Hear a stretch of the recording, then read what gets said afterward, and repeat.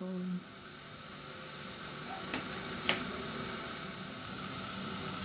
Hi, I'm Bill Ritchie, and I'm getting ready to test press number 100, actually ordered out of sequence for Joe Kozenczak in Chicago. Joe is a retired police chief, and he asked for a special star on his press, and I did that for him.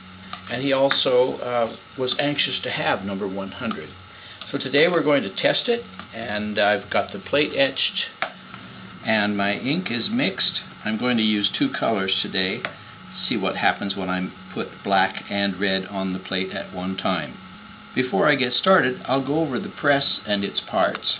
With every mini Halfwood press I make a box, and inside the box I put the items that come with the press. The press has a certificate of authenticity. It comes with a sticky gripper pad, and I'll show you how I use that a little later. It comes with a set of new blankets, 2 blankets for a mini Halfwood press. You get a new copper test plate and a couple of artist stamps.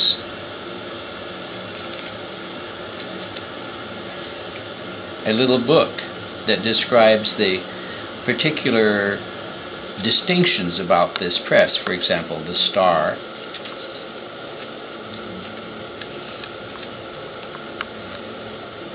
It comes with an Allen wrench for tightening the hub on the wheel.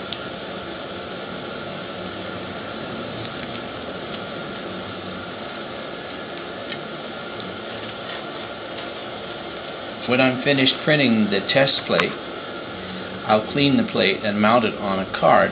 This is the card. And then I'll laminate it. It's a kind of a souvenir or a keepsake. And on the back is a description of artist trading cards. I like to put in a couple of postcards for the 2011 series, the Mini Halfwoods. And you get a user's manual, including a bookmarker. And when I'm all done, I'll edit the DVD, and that goes in the box.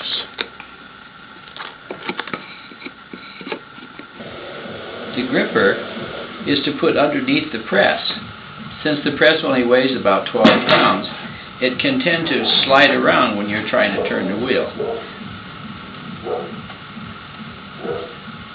The gripper pad makes it stay put. Now, before I ink the plate and wipe it, I'm going to set up the pressure, show how the pressure is set on the Mini Halfwood. First of all, I tighten the pressure screws, lower the top roller all the way down to the bed, as far as it will go. And then I back off about 12 half turns.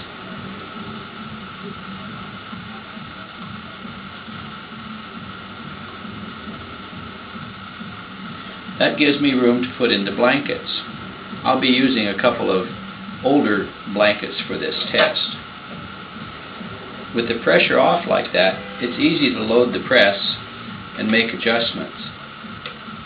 So I'll get the blankets all nicely centered, and then I turn it back down evenly, keeping the top roller level with the bed. It turns back about 6 half turns or 8 half turns.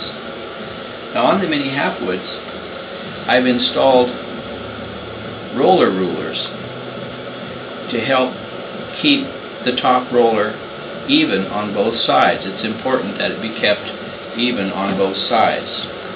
So there's a roller ruler on the wheel side or the active side and the passive side as well. So now the press is set up for pressure,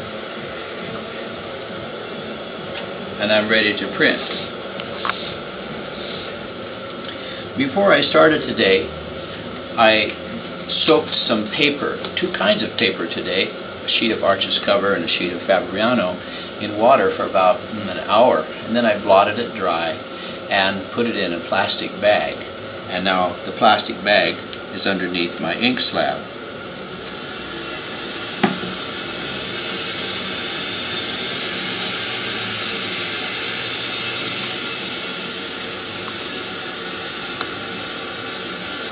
I'm using a little piece of mat board to spread the ink with.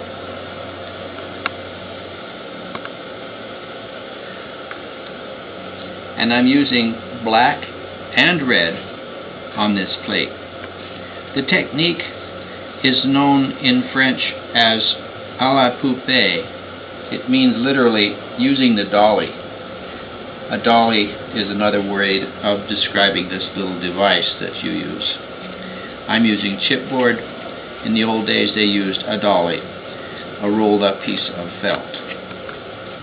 The next step is to even the ink out with tarlatan, stiff cheesecloth-like paper or material. And because I'm using two colors, I'll start with a black tarlatan. Now that I have the ink evenly wiped and showing up, the image is starting to show up, I'll switch from the black tarlatan to a tarlatan with old red ink on it.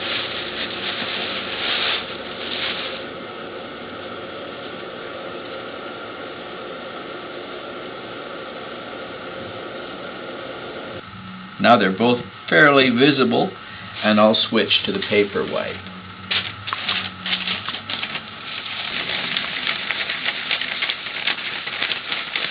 And when the image is up fairly clear, I can switch to the hand wipe. And for that, I'll have to take off the glove and put some talcum powder out on my hand so there's no moisture, no sweat on my hand.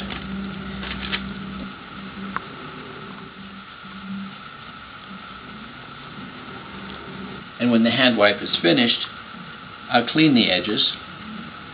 I'll warm the plate before I print, and then I'll print it on that dampened paper that's underneath my ink slab. I'll only warm the plate slightly so that the ink is softened, but it's not so hot that I can't handle it.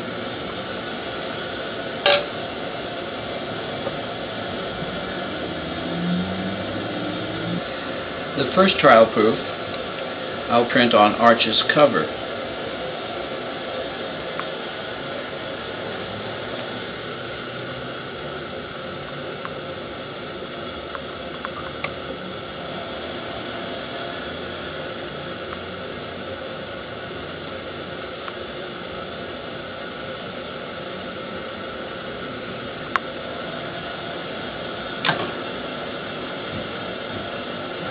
I have a practice of writing a moment number, which is the year and the month and the day and the hour right down to the minute. So this is June 16th, so it's 11:06:16, and the time by the 24-hour clock is 17:15. And here's trial proof number 1.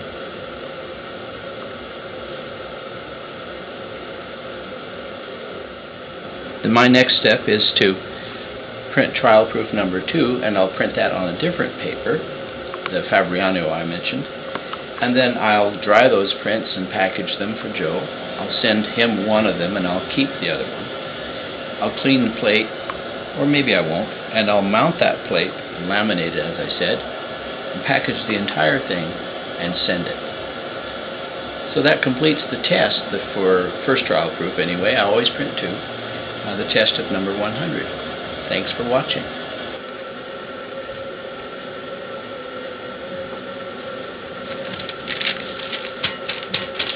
When I was wiping the trial proof number 2, I started using a little different technique of sort of patting the ink down from the red into the black. I thought I might keep the red a little cleaner that way.